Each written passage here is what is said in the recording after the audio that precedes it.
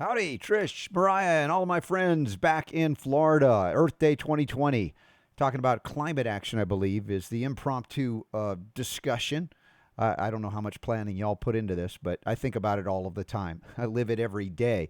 And I think about climate in terms of my environment, as I want you to think about it in terms of your environment. What does that mean? It means that we are, each and every one of us, individual climates in the midst, yeah, I can say that right, of climates, all of us, and of course a big climate, so a microcosm to macrocosm. And a lot of times we'll look only at the macrocosm and forget our impact on that very micro level, which is the most significant impact because it's the one we have full control over, or yeah, mostly full control over. I realize we can't control the air we breathe necessarily, but we can do better by making better choices in terms of the other areas where we have control. And many of you already have done that. Those of you working with GMO-free Florida have gone organic for many years. You know what I'm talking about. The thing that I want to really emphasize is the law of the terrain. Because we are operating now on this so-called lockdown, quarantine, social, physical distancing nonsense based on a wrong-headed theory, a bastardized, corrupted theory called the germ theory. This is what, well, y'all heard of Louis Pasteur. I've talked about him for many years, and I'm not a big fan of the guy because he kind of stole from Antoine Béchamp and others and then altered what was being taught. And then because he was friends with the emperor, he got all the accolades, and now everybody has declared war, basically, if they're operating in this fear porn scenario, on nature herself. The germ theory means we have to declare war on nature, and that means we are at war with ourselves. As we learn more about the micro environments, the microbiome, including a virome, we have viruses in and around us all of the time. We recognize that the germ theory is not accurate in any sense of the word, because if it were, we should all be dead. There's no explanation for human and animal life on the planet if germs cause disease. They don't. Our environment determines our vulnerability or our strength. And what we do to our ultimate small environment, microenvironment, impacts, of course, how we interact with that larger environment. Because it's not perfect. It's not ideal, although it's interesting. A side benefit of this lockdown slowdown is that if you look up in the sky, as long as they're not doing geoengineering, the sky looks a little bit cleaner. The water looks a little bit clearer. There's a lot of things that are a benefit by putting a pause button, if you will, hitting the pause button on our activity at the level at which we were inclined to just unconsciously move forward with.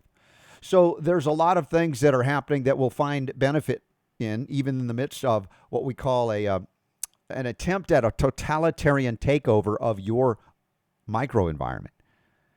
The negative, nasty result of this, if we live in fear of germs, is that we will be locked down and force vaccinated against our will because we only need to induce artificially an antibody, and then you're free to move about the cabin. You know, it's like, let's check your antibodies every day, but like you're an alcoholic that can't stop drinking, and they don't want you to drive drunk, and so they make you breathalyze every time you get in your car. I mean, is this where we're going? Are you on board with that? I'm certainly not. I hope you're not, because that's a toxic pollutant that's injected into you and destroys your environment. And of course, if we destroy our environment, how are we going to treat the one out around us? So it starts at home. It starts with us. It starts with our body, our family, our children, etc. So the law of the terrain, that's Antoine Béchamp. We must learn. 2020, man, 50 years into the Earth Days, and we still don't understand that nature is not our enemy. Stop poisoning nature or ourselves and thinking that we're going to be healthier because of it. There are certainly ways to address viral fear, bacterial fear, fungal fear. And you all know I lecture on silver a lot. And it is a way with nature, without destroying nature, to neutralize, or let's say even the odds. I don't like to never tell me the odds, you know that. But the idea here is one of strengthening the terrain, removing the impediments to free function, fully functioning environment, and all of the wonderful things that come from that, and reducing the inflow of those things that are impediments to the full functioning of your environment. And then, of course, living according to that, moving forward. And you do that, and you do that, and you do that, and I do that. We don't need a global attempt to fix this thing, because each individual adds up pretty quickly into what we're seeing now. So it's an empowering message. Really, the law of the terrain means you're not a victim of disease. You're not a victim of viruses or anything else.